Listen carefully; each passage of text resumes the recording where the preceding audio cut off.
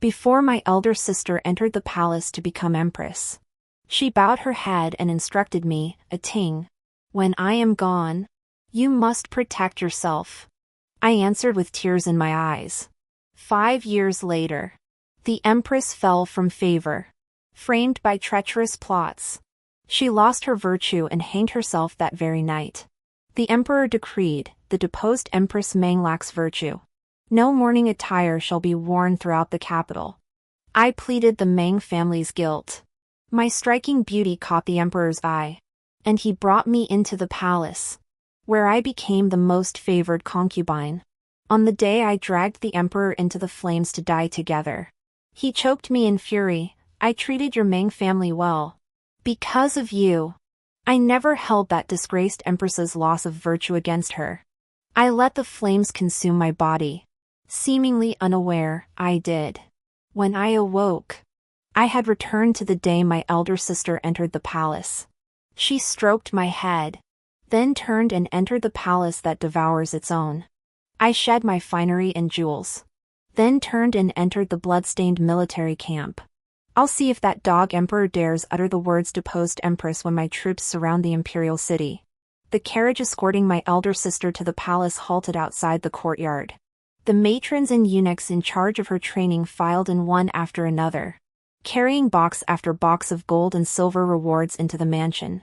Recently, everyone in the capital knew that the eldest daughter of the Meng family had caught the emperor's eye at the mid-autumn banquet. He had summoned her to the palace, and she would soon be crowned empress. Ever since His Majesty's first wife passed away, the position of empress had remained vacant for years. For the Meng family to produce an empress was truly a blessing worthy of ancestral graves smoking green. Thus, the entire household was filled with festive joy, save for one quiet, secluded courtyard that remained cold and desolate, devoid of any sign of celebration. My elder sister, Meng Xiqiong, came to my small courtyard before her departure, just as she had in my previous life. She stroked my head and urged earnestly, "A ting, once I enter the palace, I won't be able to look after you anymore. You must protect yourself and never allow yourself to be wronged." I lifted my eyes to look at her. She remained the familiar figure, her complexion rosy like cinnabar, her jade-like face softly flushed, her eyes like spring water, graceful and poised, dignified and serene. She was the very image of a well-bred young lady of noble birth. She had always been this way since childhood, unassuming, gentle, and understanding. She raised me as her own, a sister who became a mother. She died deep within the palace walls. I never saw her one last time, nor did I ever hear her call me a ting again. Meng Xiqiong paused. "I've left something for you." These silver notes came from selling off some estates and shops the day before yesterday. "Hide them well. Don't let anyone find them. This jade pendant belongs to my maternal family. If you encounter trouble, go find my uncle. He will help you. The Meng residence is no place of kindness. A ting. If you can, leave as soon as possible. Living freely and unfettered isn't such a bad thing." These words, she never spoke to me in my past life. When I looked at her again, I saw that my sister's eyes, always brimming with the warmth of spring water, seemed frozen by something, carrying a chill. In just one glance, I understood she had returned too. But I said nothing, only reddened my eyes as I had in my previous life. "Sister, take care.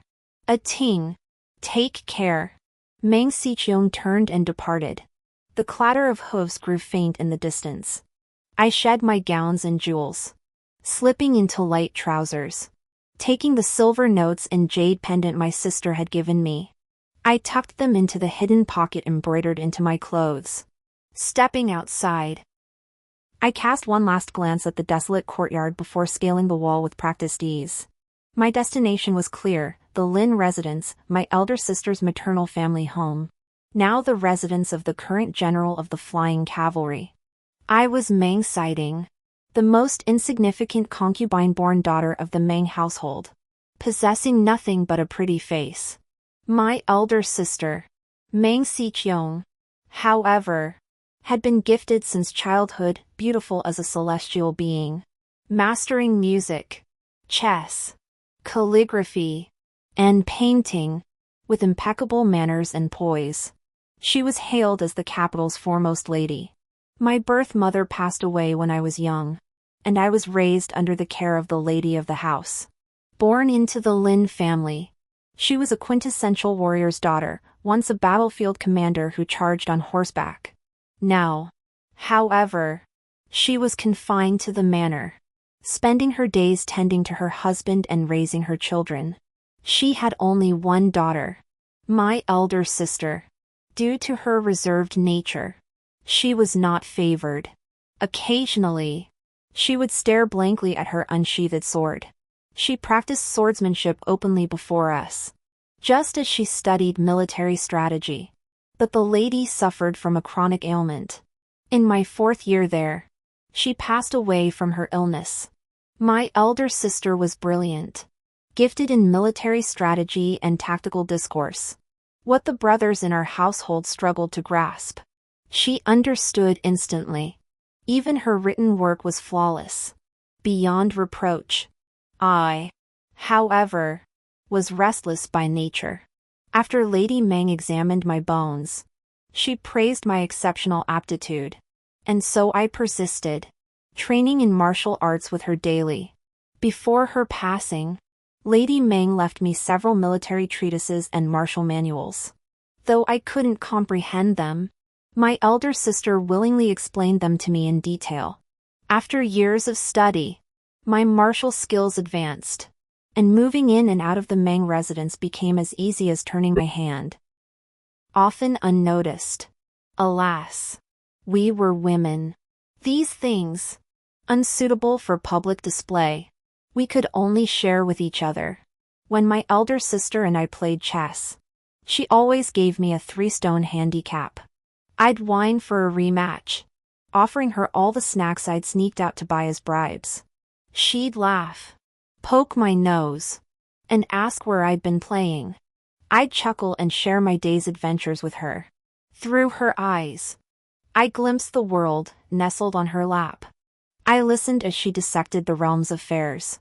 During her years in the palace, I believed that by quietly safeguarding the Mang household and avoiding trouble, she would remain safe. I was wrong. The night my elder sister hanged herself, I awoke with a start. Barefoot, I wandered the courtyard, oblivious to the rain falling around me. I was restless, yet I couldn't pinpoint the cause. Rumors spread throughout the capital that she had violated her marital duties by having an affair with a guard. The emperor was furious. He stripped my sister of her imperial consort title, forbade the city from wearing mourning, and denied her entry into the imperial mausoleum. It was our father, Minister Mang, the head of the Mang family, who went to plead for forgiveness. He even went so far as to sever ties with his own kin, expelling my sister from the family registry. Only then did the emperor's anger subside. She was no longer a Mang woman, nor Empress Mang. She became a nameless, homeless spirit. On the 7th day after her death, the city reveled in song and dance. Our mansion hung with festive lanterns, yet no one welcomed her soul home. Later, Minister Mang sent me to the palace. The world forgot that the favored consort Ro, now crowned above all in the harem, once had a sister, the renowned Empress Mang of the capital. Who else in this world would remember her? If the Mang family could not protect her, then I would protect her. I sat in the main hall of the Lin residence. Ah, she has mentioned you. The man seated at the head of the table had a voice like a great bell and a towering stature.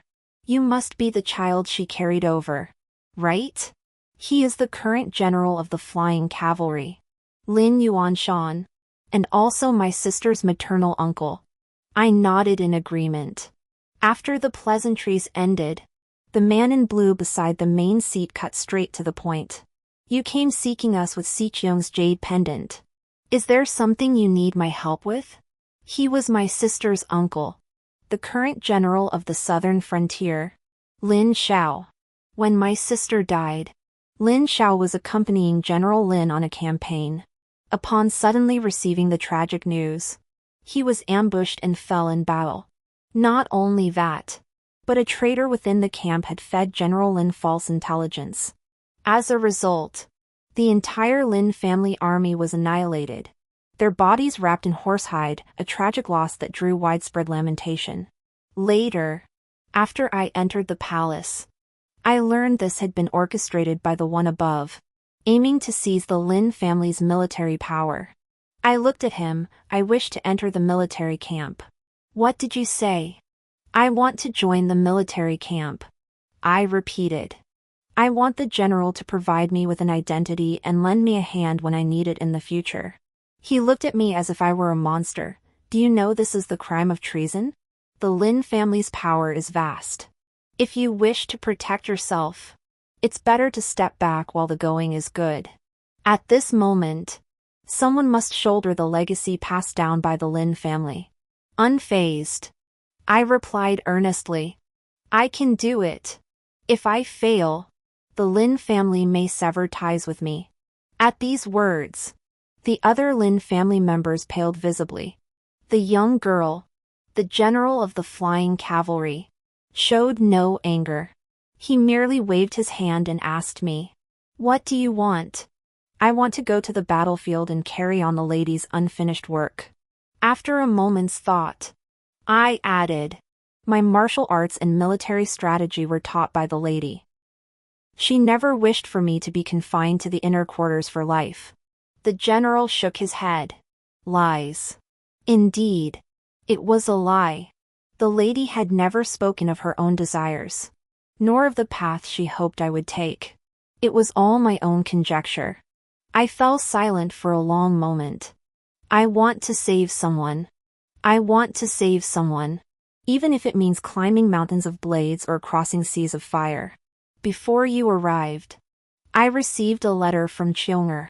She said exactly the same thing as you, hoping the Lin family would withdraw at the height of their power. General Lin rose to his feet. I'm this old now. It's not that I crave power, but Hu Rong remains unconquered. I simply can't bring myself to give up.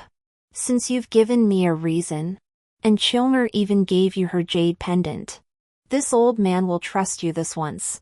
Child. However, my daughter Lin Shijuan, before her marriage, was a fierce warrior who fought on the front lines, taking on 10 foes single-handedly. The battlefield is treacherous. I refuse to let a young girl like you risk her life. You claim she trained you in martial arts. Prove it to me. Lin Xiao. He called out to Lin Xiao, summoning his third son. Lin Xiao frowned. Father, every son of the Lin family is a fierce warrior. Third young master is my grandson, your peer. I raised him myself and took him on campaigns for a year. General Lin said casually, If you last a stick of incense, I'll personally escort you to the camp. Hearing this, the Lin family members were all shocked. Lin Xiao grew even more anxious. Father, she's just a young girl. Perhaps she's acting on impulse. General Lin paid no heed. His gaze fixed solely on me. I met his stare without flinching. Yes, I will do my utmost. I had heard of third young master Lin Jingyue of the Lin family before. Legend held him to be breathtakingly skilled, the finest horseman and archer among the young men of the capital. Last year, accompanying his grandfather on campaign, he rode single-handed into enemy lines, returning with the head of their commander, a feat of extraordinary valor. Now he stood before me. His sword remained unsheathed, yet an aura of lethal intent already pressed close. I knew it, the blood-soaked spirit forged on the battlefield. He was a warrior who had truly spilled blood. Lin Jinyue's eyes were cold as stars. Please. I bowed, drew my sword from its scabbard.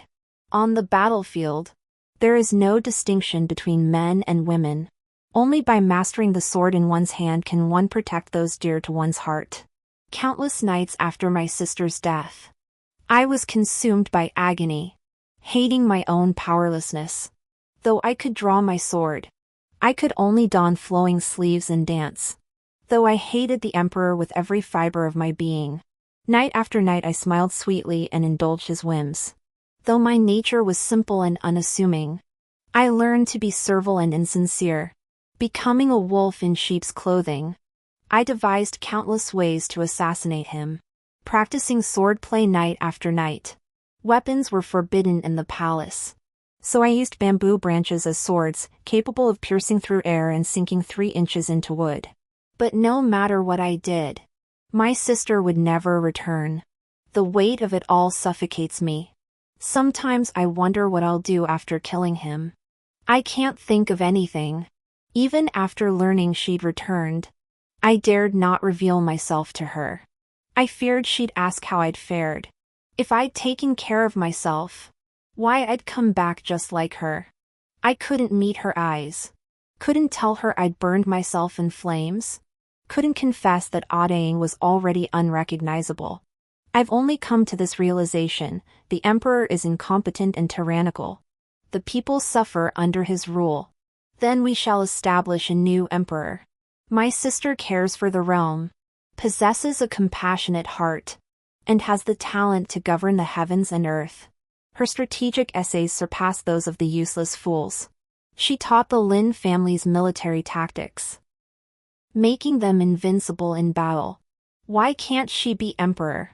I will be her hound, her sharpest sword, her fiercest tiger. Everything before me now is an obstacle. My purpose tolerates no hindrance. A cold gleam flashed. Weapons clashed. In Lin Jinyue's suddenly widened eyes, my borrowed wooden sword had already sliced away a lock of hair from his temple. The hall fell silent. I lowered my eyes. Thank you for the lesson. Everyone was caught off guard, staring blankly at the defeated Lin Jinyue and me sheathing my sword. Applause erupted in the courtyard. Excellent! Excellent! Excellent! General Lin clapped his hands, uttering 3 resounding excellents. From this day forward, you shall be the common youth I chanced upon, a boy blessed with extraordinary strength whom I guided. Now, I introduce you to the military camp. Your name is Si Juin. He looked at me, and in a moment of distraction, I uttered that name. My mother's name is Lin Shijuan. She named both my elder sister Si Cheong and me. Sighting. Sometimes she would sit by the window, her whole being radiating desolation. Si Cheong. Sitting, but never Si Jun. She sighed to us, urging us to explore mountains and rivers whenever we could. The world is vast, she said. Seek out whatever you find beautiful. Never entrust your heart to just one person. My elder sister and I were young, barely grasping her meaning. Yet from that day on, I sensed something, that a person lay buried deep within the lady's heart. Just as after her death, that person was forever buried in my heart and my elder sister's. Thinking of Cheong, thinking of Ting, yet also thinking of you. Hearing this name, General Lin froze. Then his lips trembled. A man of 8 feet tall. His eyes were unexpectedly reddened.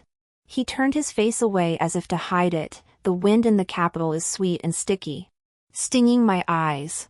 Yet none of the Lin family called him out, for the elder's eyes were also reddened. Especially Lin Shao, his fists clenched tightly before slackening in defeat. He was the brother his wife cherished most, the uncle her eldest sister adored above all others. When word came that the Empress's marriage was decreed by the Emperor himself, a command impossible to defy, the once feared female general who had charged across battlefields became a reclusive lady confined to the inner quarters. Despite the Lin family's entire military legacy, they couldn't pull her from that quagmire. They could only watch helplessly as she withered away. I bowed. Your humble servant. Si Jun. Greets the general. If you're going to save someone, then fight for it yourself. General Lin patted my shoulder, his voice barely audible. I understood his meaning. He had failed to save Lin Shijuan, So he hoped I would save Meng Xiqiong. I lifted my eyes. My gaze serene. The Lin family, loyal to the bone, had been discarded like a used donkey, left to be slaughtered at others' whim. But I had long desired to kill the emperor and my father, a truly disloyal, unfilial, unkind, and unrighteous wretch. Had I gone mad? Perhaps I had long since lost my mind. Though the Jing dynasty's territory was vast, it faced Hurong tribes to the north and Japanese pirates to the south. The southwest was rife with poisonous miasma and swarms of snakes and rats, coupled with coastal rains and pirates skilled in water warfare. General Lin had spent years pacifying the waterways. The Hurong kingdom in the northwest was another matter entirely. The nomadic tribes of the Great Desert were fierce warriors. The Hurong kingdom could be called a nation of soldiers, where even 3-year-old children could ride horses and fight wolves. For years, the two nations had maintained a truce, each minding their own affairs. The Hurong kingdom possessed elite troops, and border skirmishes were frequent, clearly signaling their restless ambitions. Yet His Majesty clearly has no desire for war. Or rather, he refuses to send Lin Yuanshan to fight the Hurong again. Lin Yuanshan already boasts illustrious military achievements and immense popular support. Should he earn further glory, his stature among the people would soar even higher. Coupled with his possession of the imperial tiger token, the emperor fears nothing more than a general whose achievements overshadow his sovereign. Yet in his previous life, Lin Yuanshan ultimately chose to subdue Hurong for the sake of the common people. He was betrayed by a pawn planted within the Lin family army by the emperor, meeting his end with his glorious achievements buried beneath the earth. This life would be different. After repeated persuasion from his family and earnest letters from his elder sister, General Lin chose to retire. He surrendered his military insignia, and as we anticipated, the emperor granted his resignation. Yet, to avoid disheartening the generals, the emperor bestowed General Lin's tiger token upon Lin Shao, commanding him to lead the troops in his father's stead. I cut off my long black hair, bound my chest, and veiled my face, formally entering the military camp as a common soldier. General Lin personally escorted me into the camp, yet granted me no special favors. I understood this was to prevent my identity from drawing attention. Before departing, I turned back on horseback to cast one final glance at the majestic capital city. This farewell meant I knew not when we might meet again. June? I turned my head, coming. Lone smoke rises over the desert, the setting sun dips into the river. The northwest desert appeared desolate and uninhabited, while the border city stood heavily guarded. After months of marching, we finally reached our encampment. Lin Shao began organizing training drills. While the new recruits often found the exercises grueling, I completed them with ease, consistently ranking first. The new soldiers treated the veterans with utmost respect and deference. But I remained neither humble nor arrogant, treating everyone equally. Combined with my taciturn nature and solitary ways, trouble soon found me. Hey, kid. After training, as I bandaged my bruises, a veteran soldier tapped my shoulder. Heard General Lin personally escorted you into camp. Looks like you've got some skills. Care to spar? Unspoken gazes began to converge on us. Rivalry thrived in the barracks, and with soldiers naturally combative, such sparring matches were commonplace. Refusal was an option, but backing down before the fight began would surely invite scorn. I wouldn't refuse. Unlike my sister, I wasn't skilled at socializing, but I had my own way. I wrapped the bandage tightly around my wrist, then looked up and asked, "Anyone else want to spar with me?" The crowd gasped. The veteran's face turned pale. "You're beyond arrogant," he sneered after a moment. "Looks like I need to show you how things work around here." I didn't use a sword in this fight. I only used my fists. When the burly man before me crashed heavily to the ground, kicking up a cloud of dust, I seized his throat. Meeting his terrified gaze, I slowly released my grip. I stood up, loosening my wrists. Next. Thud. Next. Thud. By the time I'd knocked down the last veteran to challenge me, the surrounding crowd stared at me as if I were a freak. Their stares held no disdain, only awe. The veteran I'd knocked down, his face bruised and swollen, burst into laughter. That was satisfying. Absolutely satisfying. You look like a bookish weakling, but you can really pack a punch. No wonder the general values you so much yet hasn't assigned you a position. He must be counting on you to fight your way up eventually. Damn impressive. How'd you train? Share the secret with us. Looks like our company's got a new secret weapon. My wife sent me some jerky I haven't touched yet. Here. Have a couple pieces. Surrounded by them, I flashed a smile. Deal. That's how it works around here, if you don't respect someone. Beat them into submission. In the barracks, respect flows to whoever packs the hardest punch. Not far away, a man clad in armor watched the scene silently. Is this the man you recommended? Lin Xiao smiled. Not bad, right? He's got potential. The man's gaze never left the figure. He looks like. He didn't say who, but they all knew exactly what he meant. Lin Xiao paused for a few seconds, then patted his shoulder. Ying Qi. We're all confident leaving this boy in your care.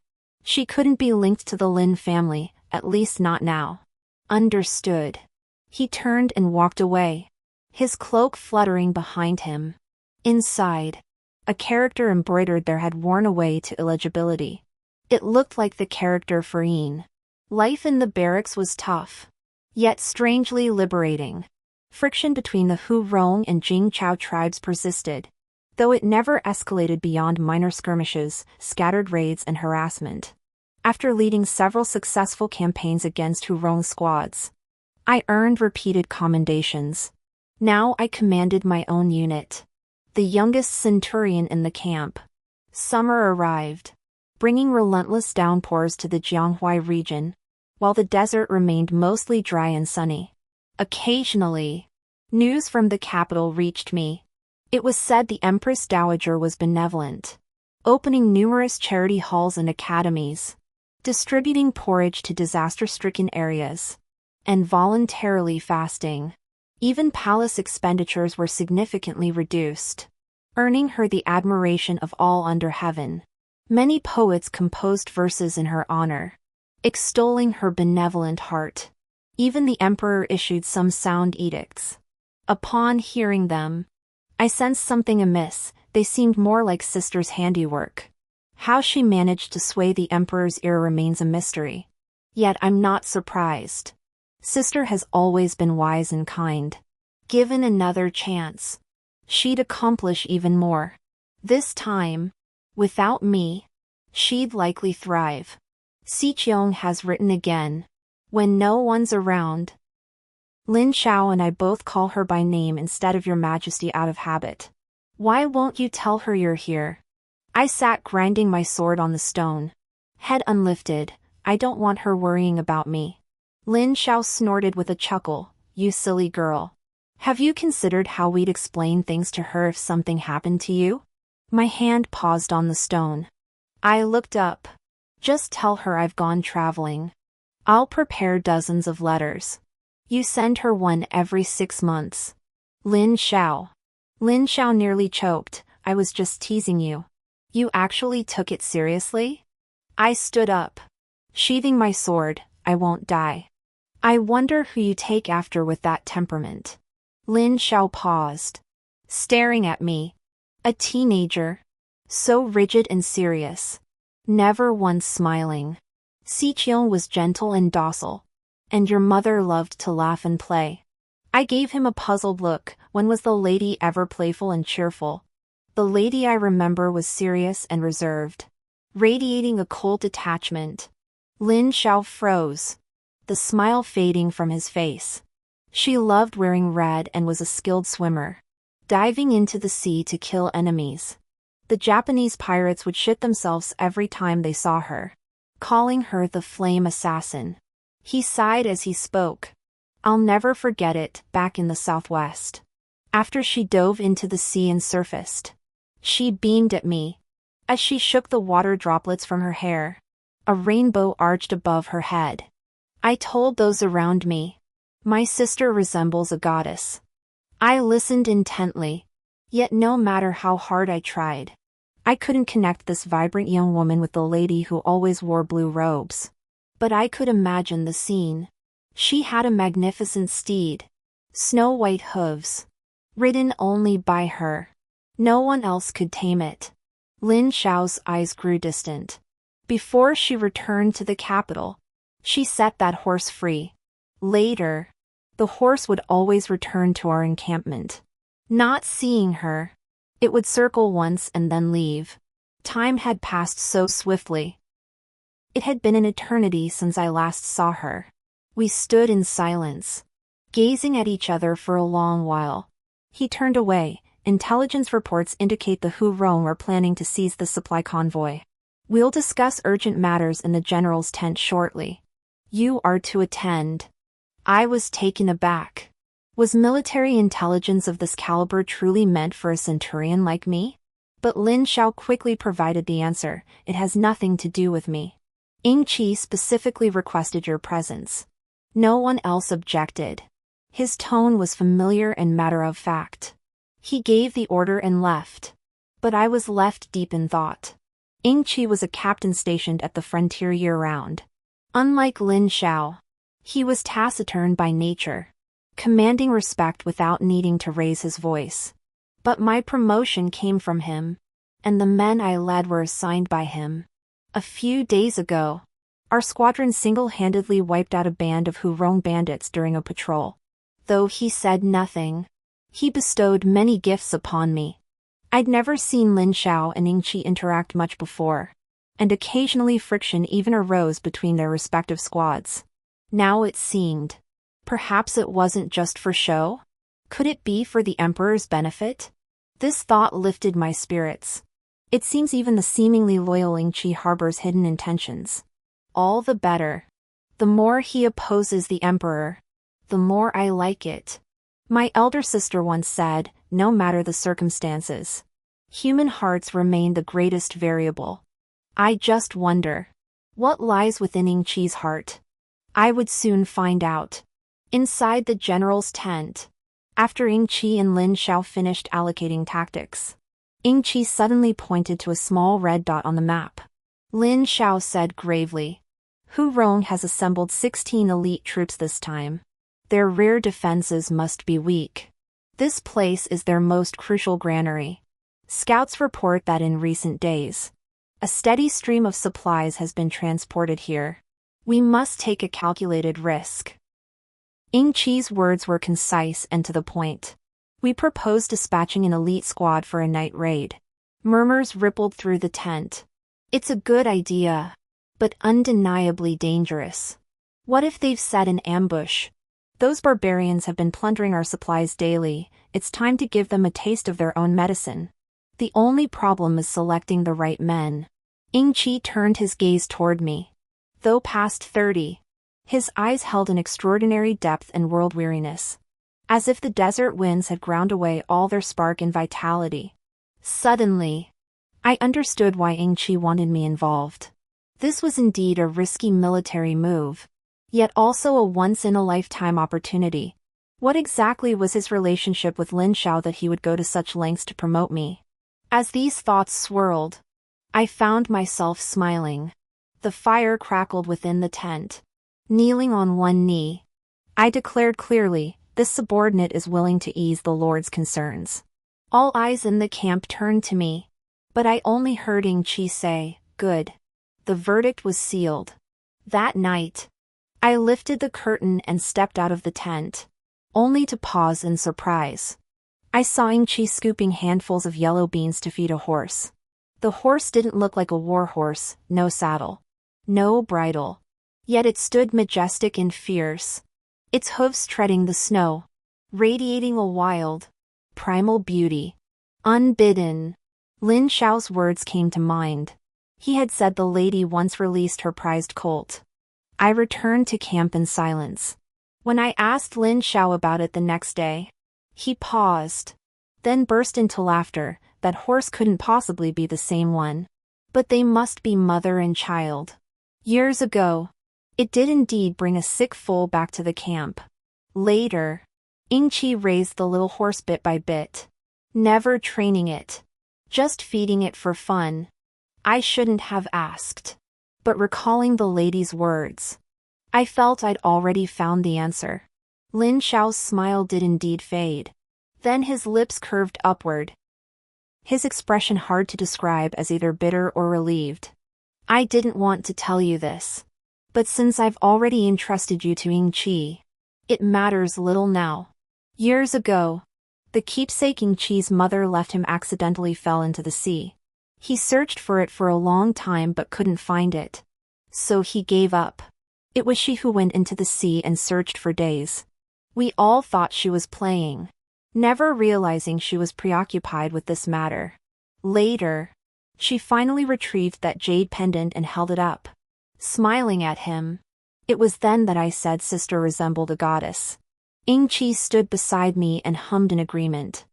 Hu Rong was indeed deceitful. An entire tribe of cavalry lay in ambush there. But I had anticipated this. Unseen, I lay prone near the poplar grove, observing. Alone, I approached the camp to scout their defenses and planted numerous bottles of flammable oil. I waited patiently through half the night, until their spirits were at their lowest. With a wave of my hand, the squad silently drew their bows. Whoosh! Whoosh! Whoosh! Flames danced in my eyes, then spread rapidly. A whistle pierced the air. I spurred my horse forward, leading the charge into the thick, choking smoke. That night, the clamor of battle, the wails of the wounded, and the crackling of flames filled the air. Seated astride my horse, I drew my bow without blinking, sending an arrow tearing through the night. The next day, my face streaked with blood, I led a group of exhausted yet strikingly alert soldiers back to camp, dragging prisoners and provisions.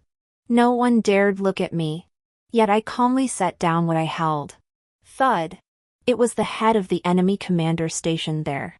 I said calmly, mission accomplished. A faint smile flickered across Yingqi's usually stern face. Very well. You've done well. From that day onward, the surprise assault squad I led earned the name Ashura among the Hurong tribes. Everyone knew the Ashura army was elusive and invincible. Like a dagger on the battlefield, ready to strike at the heart at any moment. The name Sijuan echoed across the northern deserts, even reaching the capital. My repeated extraordinary feats, devious tactics, and ruthless methods consistently secured enemy commanders' heads. This struck terror into most Hurong tribesmen. It was even said to stop children's nighttime crying. Rumors also spread of my foul temper and stubborn nature, beyond a modicum of respect for my superior, Yingqi, who recognized my worth. I frequently clashed with General Lin Xiao. I was, in essence, a lone wolf.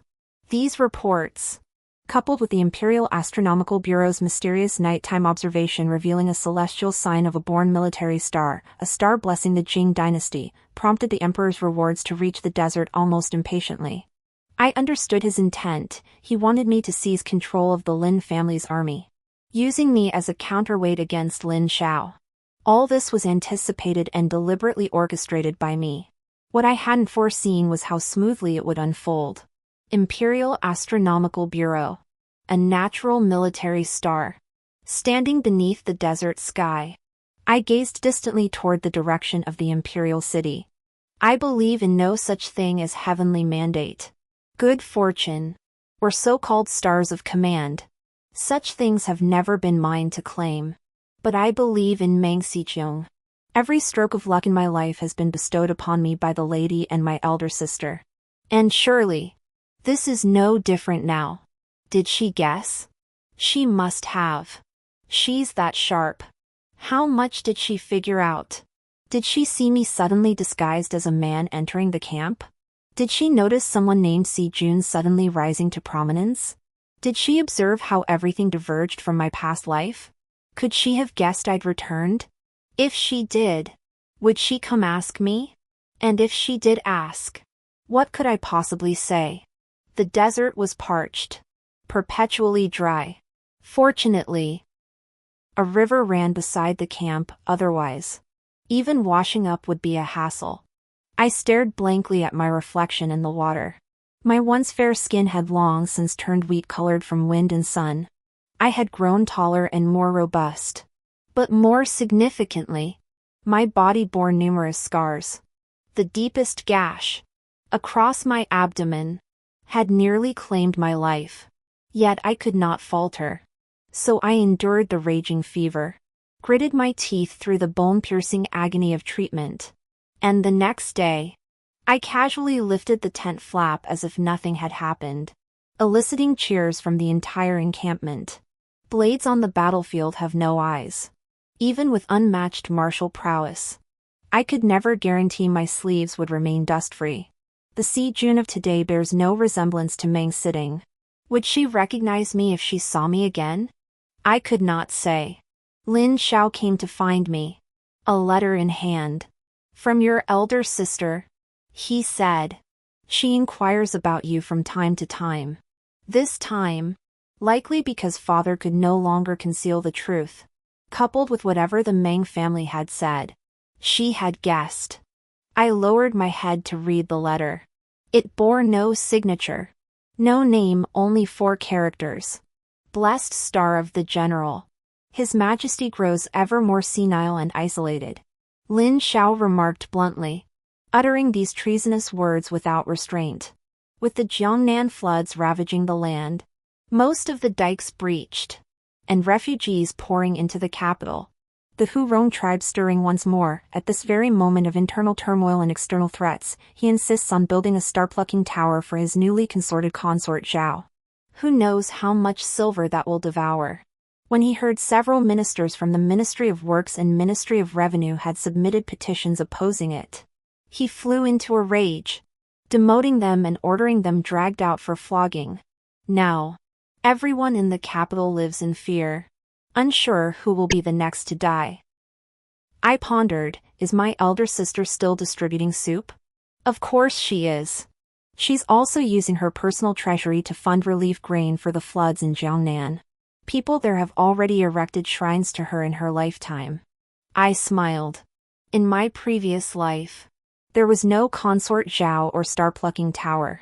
Now, with public outrage boiling over, the emperor's brutality and irrationality stand in stark contrast to the empress's benevolence and magnanimity. My elder sister remains my elder sister, wiser than before, yet with a new edge of ruthlessness. But that's no bad thing. His Majesty won't stop here. I say, the more people try to stop him, the more he'll insist on building that star-plucking terrace, not just building it, but making it magnificent. Increase revenue. Reduce expenditure.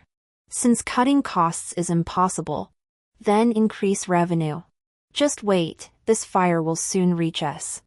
I lifted the corner of my lips, utterly at ease. Lin Xiao frowned, then snapped to attention. You mean he'll skimp on military pay and supplies? In the midst of a great war, everything else could be scarce. But the soldiers' provisions must never be lacking. Those in power couldn't possibly fail to understand this principle. His expression turned grave. He shouldn't be foolish enough to do that. Our emperor, you see, loves to wield both favor and fear. I scoffed. Even if he didn't start out that way, those opposing his star-gathering tower project will push him right there.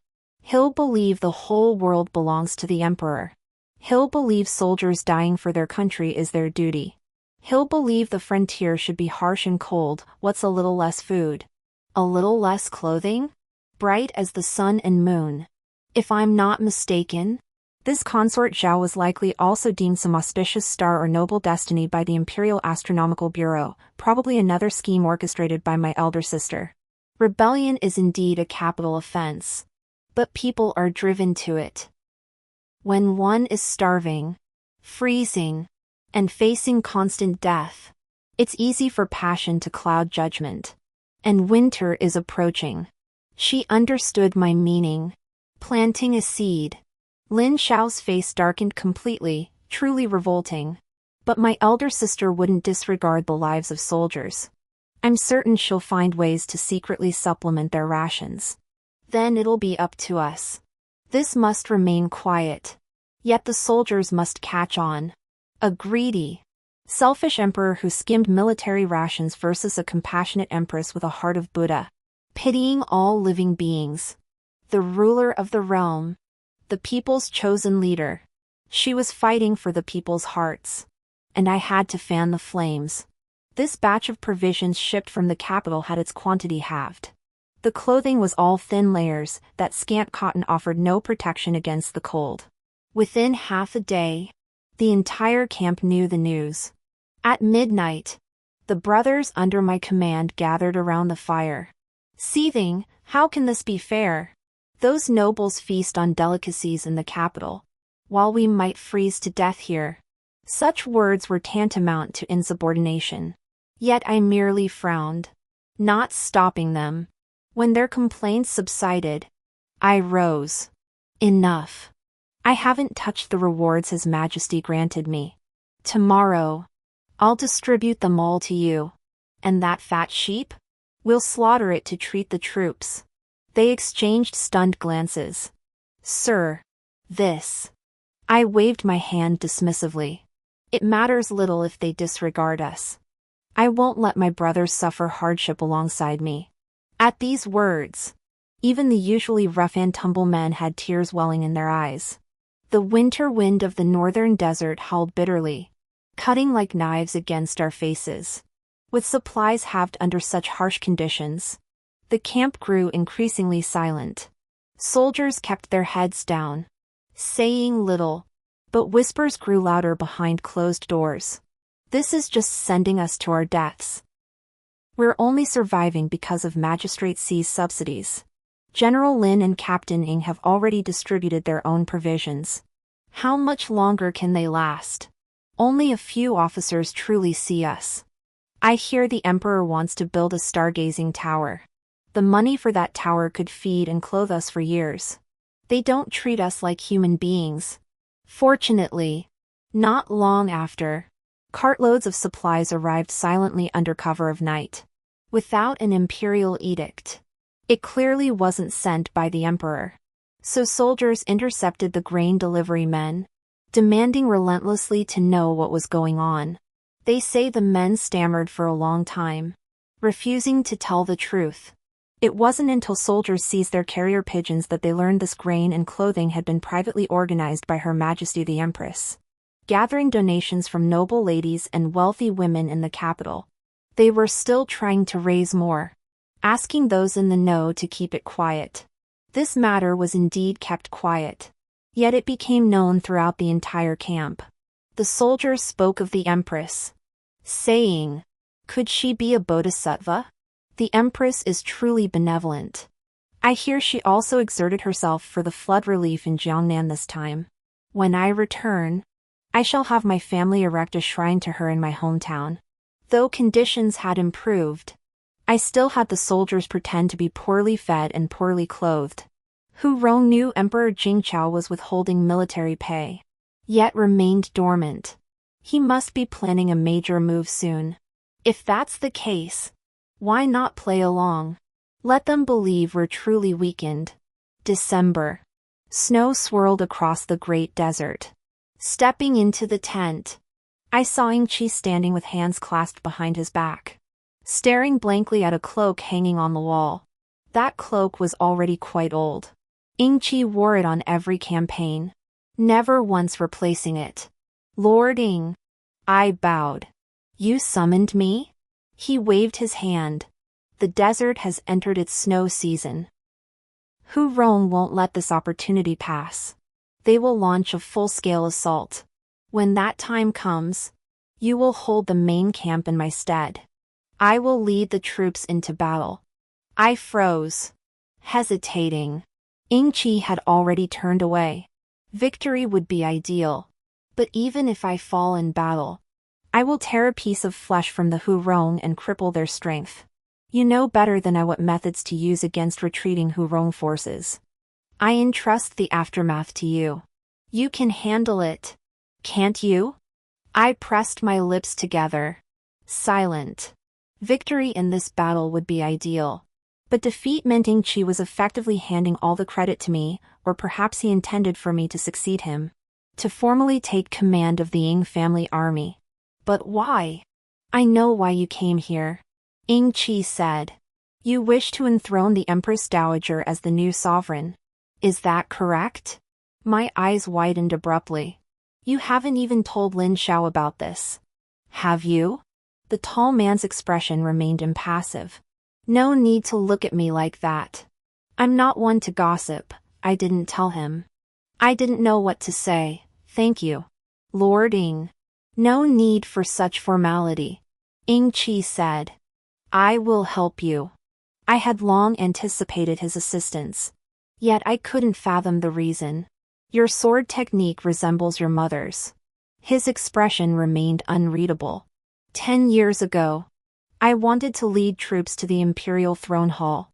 You possess more courage than I did. The Ying family had generations of loyal service, guarding the South Sea for years. Moreover, he carried the lives of every member of the Ying clan on his shoulders. How could he be so reckless? Ying Qi had never been reckless in his entire life. Before I left, he asked me, "What are your names, yours and your sister's?" Didn't he know? I was puzzled, but still replied, "My sister is Meng Xiqiong. I am Meng Xiting." Ying Qi froze. He recalled that sunset, sitting side by side on the coastal rocks. Lin Shijuan dangled her legs. Ying Qi. Once we've subdued these Japanese pirates, what will you do? He asked. Do you like the sea? Of course. Lin Shijuan had beamed. The capital is so dry. This place is much better. I've already told father, maybe I'll stay here in his place, watching the tides rise and fall every day. Ying Qi had replied. Then I'll stay with you. He remembered Lin Shijuan's crimson robe fluttering in the wind, remembered her kneeling to receive the imperial decree, remembered the distant glance she cast his way before her departure. The island they guarded was known in ancient times as Cheong Island. She recited that poem, shore grasses and sandbar orchids, lush and verdant, saying that wherever water flows, everything thrives. Would she miss it? She probably would. She left this world far too soon, leaving behind not a single word. The two daughters she raised were named Xiqiong and Siting. Xiqiong. Sitten, but never Xijun. How much she must have yearned for freedom in her life. Yet she was imprisoned in the capital, worn down by exhaustion and illness, passing away before her 30th birthday. They said she was dignified and aloof, but she was truly a radiant and brilliant soul. She was so healthy, proudly declaring she'd live to 80, so why did she grow weaker and weaker? How could that general, so full of life and energy, end up bedridden for so long, dying in such misery? She loved wearing red so much. Yet Lin Xiao said she never wore red again. What was she thinking as she died? She must have been in agony then, right? Ying Qi bent down, feeling the numbness in his heart, numb for 20 years, twist painfully once more. Once again, His Majesty, high above all, employed the same tactics as before. Just as he had destroyed her, he now sought to destroy her two daughters. When Lin Shijuan was granted a royal marriage, he knew he was powerless. His Majesty had made it clear he intended to strip the Lin family of their power. If the Ying family knew what was good for them, they would distance themselves from the Lins. Even if he wanted to defy the imperial decree and take her away, they would have to consider the consequences for both the Lin and Ying families behind them. So he compromised. He watched helplessly as Lin Shijuan removed her red dress and armor. And so she too yielded, silently draping her cloak over his shoulders before turning away. From that day onward, he remained trapped within that corner of her cloak, never to escape. Enemy banners fluttered as battle cries echoed. Ing-chi standing amidst drifting snow. Snowflakes settled upon his head, the corners of his eyes, his brow, and the jade pendant nestled in his palm. Mother. Ing-chi never once acted on whim in his entire life. He murmured. That day, he saw the girl named Si-jun. Every move she made reminded him so much of her. Lin Xiao said, "This child was raised by my sister. So she was the daughter of an old friend." He thought.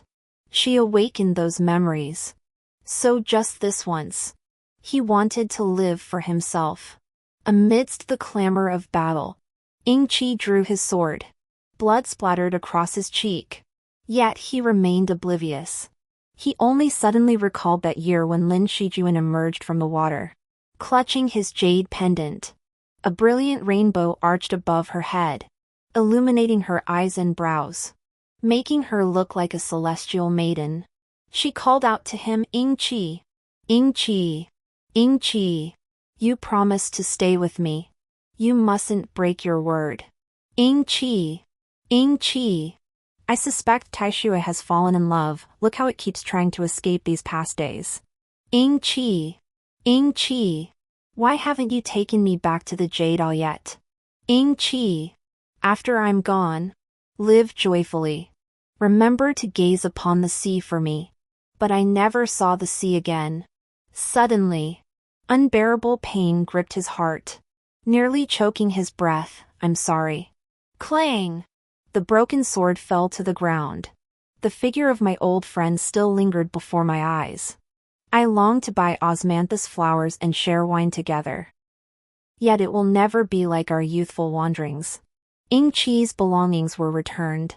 A damaged jade pendant. A tattered cloak. One corner of the cloak bore an indistinctly embroidered character, resembling Een, but I knew it was the character June. I gazed at them silently for a moment before rising. Countless soldiers stood before me in silent ranks. A sea of dark figures. Their hawk-like eyes blazed with fury and grief. I raised the tiger token. "Hear my command. Generals! Tonight we launch the final assault. We shall drown the Hurong in blood and avenge Lord Ing." "Yes, Your Majesty." Truthfully, I knew Ing-chi would die. Just as I had dragged the emperor into the flames that consumed him, Ing-chi had marched to war with death in his heart. I wanted to dissuade him, but upon reflection, I realized no one could change his resolve. How could I not see? He had no will to live. Perhaps the day his wife passed, he began preparing for this very moment. This lifetime, he waited for me. But what of the last? I would not dwell on it. I promised Ing-chi no one else would suffer the same fate.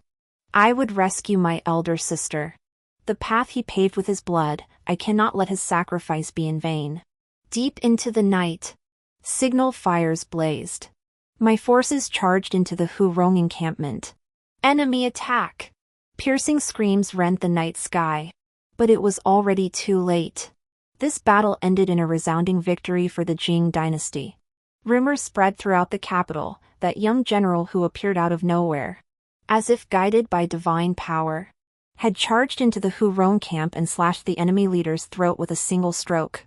The Hurong suffered a crushing defeat, surrendered their banners, and sent envoys seeking peace. The star of the general returned triumphant. Winter passed, and spring arrived. Lin Xiao and I escorted the Hurong envoys bearing surrender documents back to the capital in triumph.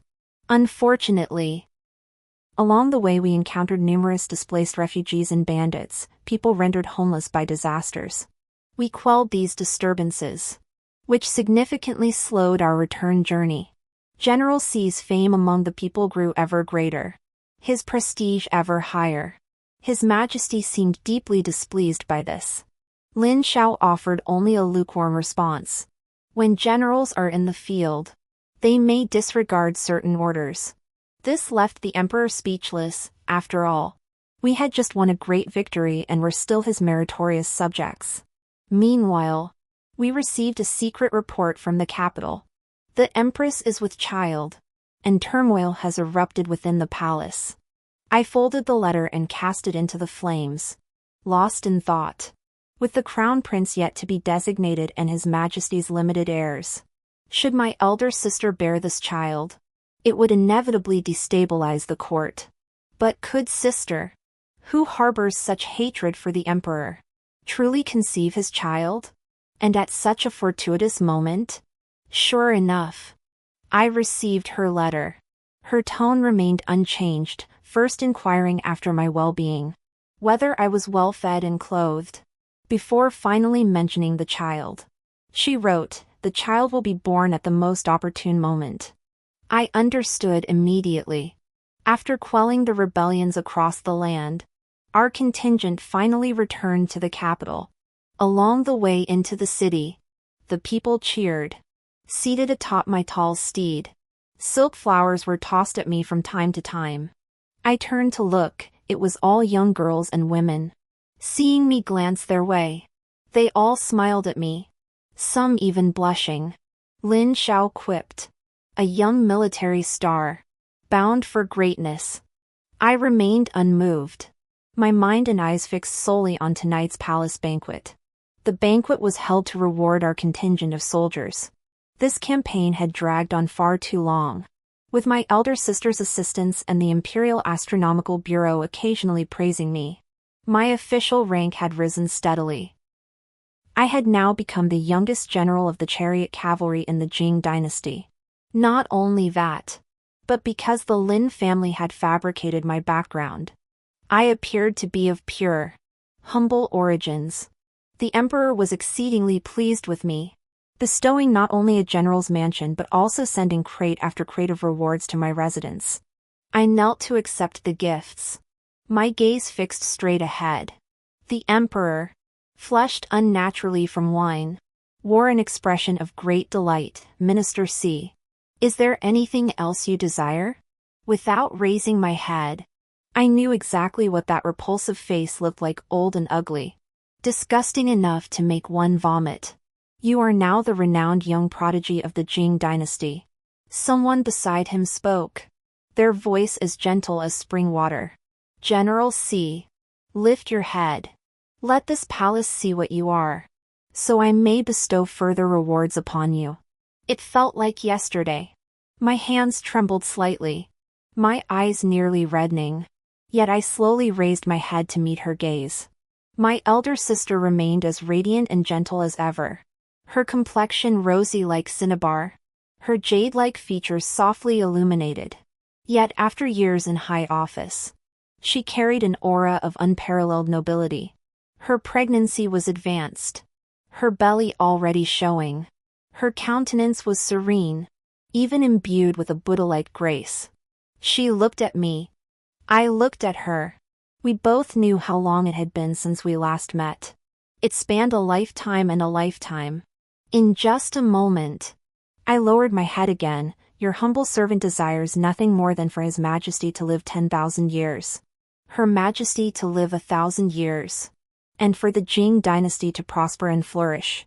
A clever and honest lad, His Majesty declared with delight, bestowing further gifts. Midway through the palace banquet, His Majesty felt unwell, and his eldest sister escorted him away. In my past life, he'd been robust at the stage. Now, his health was failing. Rumor had it he'd begun seeking immortality in this lifetime, consuming all manner of elixirs in pursuit of eternal life. What a fool! I curved my lips and immediately distributed all the gifts to my brothers in arms. His Majesty would never know what Lin Xiao and I were doing while pacifying the rebellions.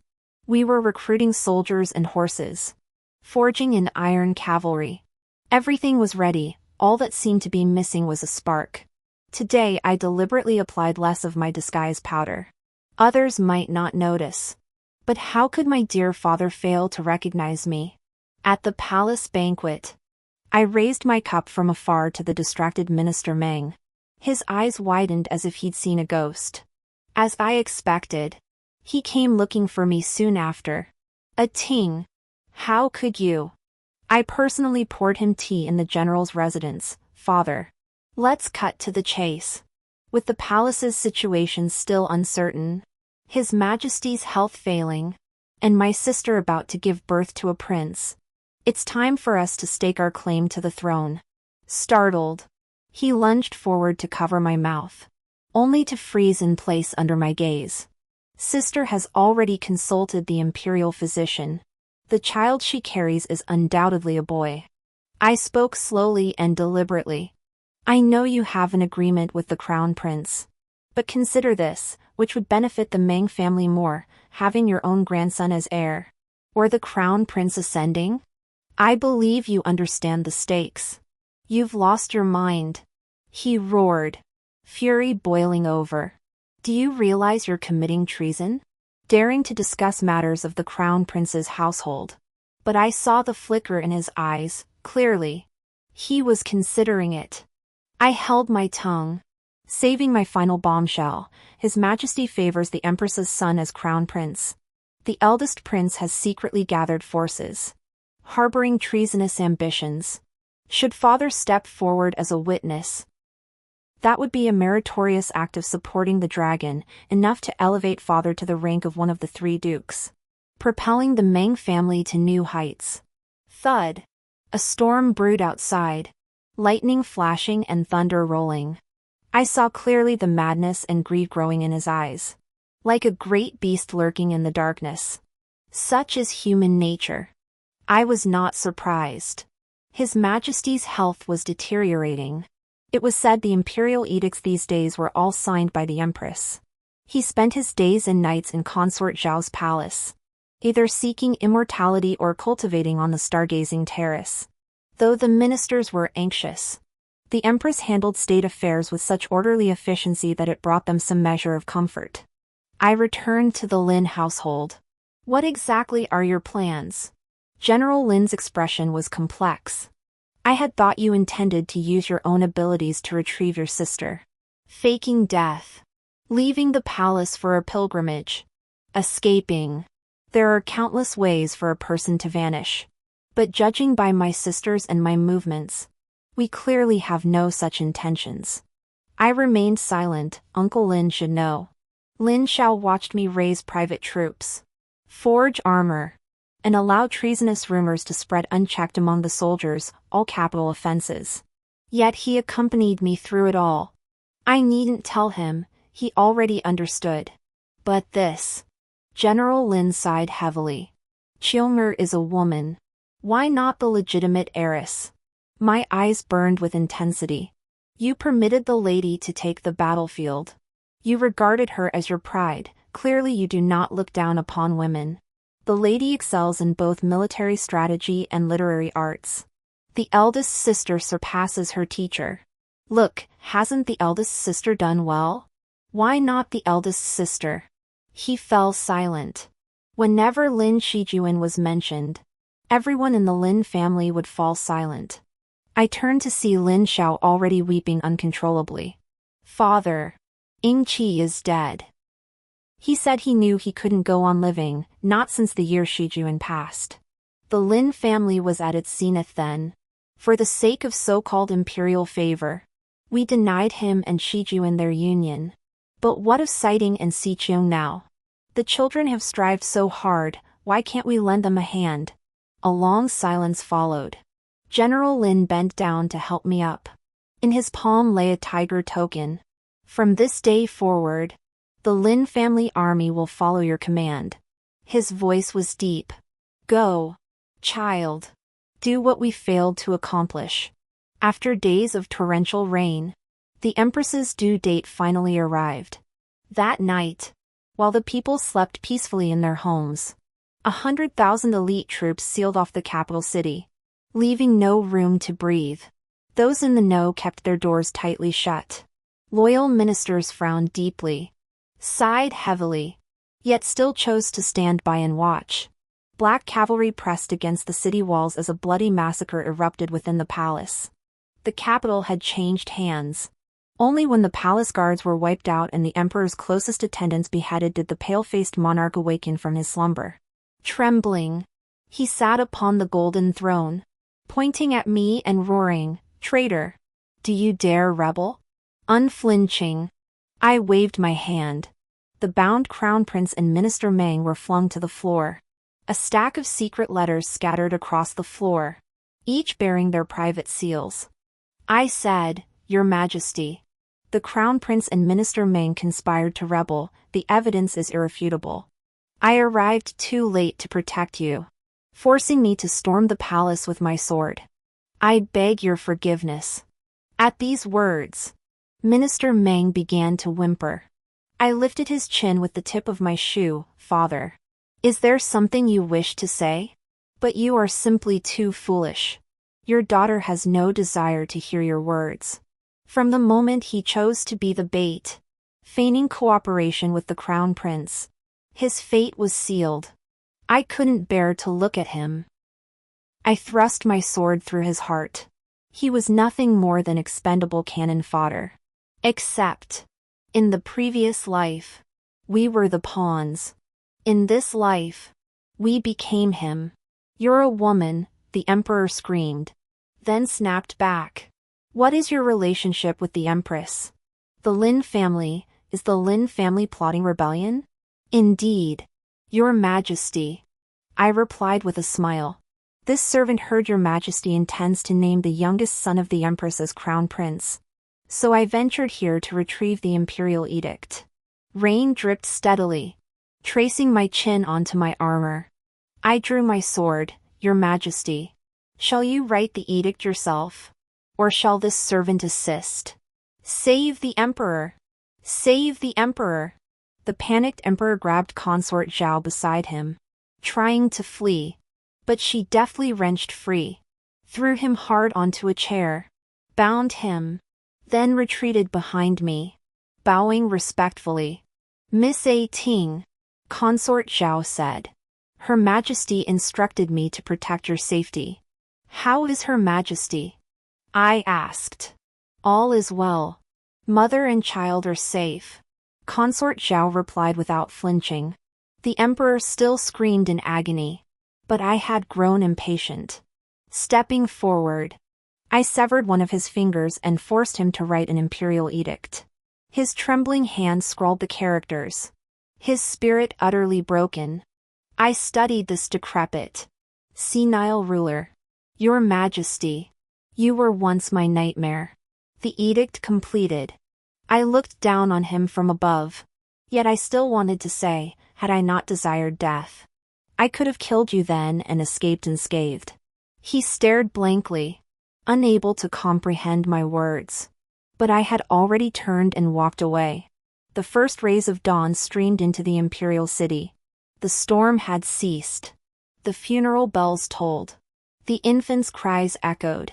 "Your Majesty has passed away." It was all over. Overnight, the crown prince and Minister Meng had conspired to rebel. Fortunately, the empress had long suspected their treachery and, acting for the greater good, uncovered the evidence. General Si arrived in time to rescue the emperor. Together with General Lin, they secured the imperial palace, quelling the rebellion. The traitor was executed on the spot. The aged emperor, overcome with grief, died of a broken heart. That very night, the empress gave birth to a son, who was proclaimed crown prince by imperial decree. A nation cannot exist a single day without a ruler. The crown prince ascended the throne, but being too young, the officials petitioned for the empress dowager to assist in governing. Unable to refuse and with the people's support, she took up the reins of power behind the curtain. During her regency, she reduced taxes, exempted corvée labor, granted special imperial examinations, and promoted young officials. The Jing dynasty flourished.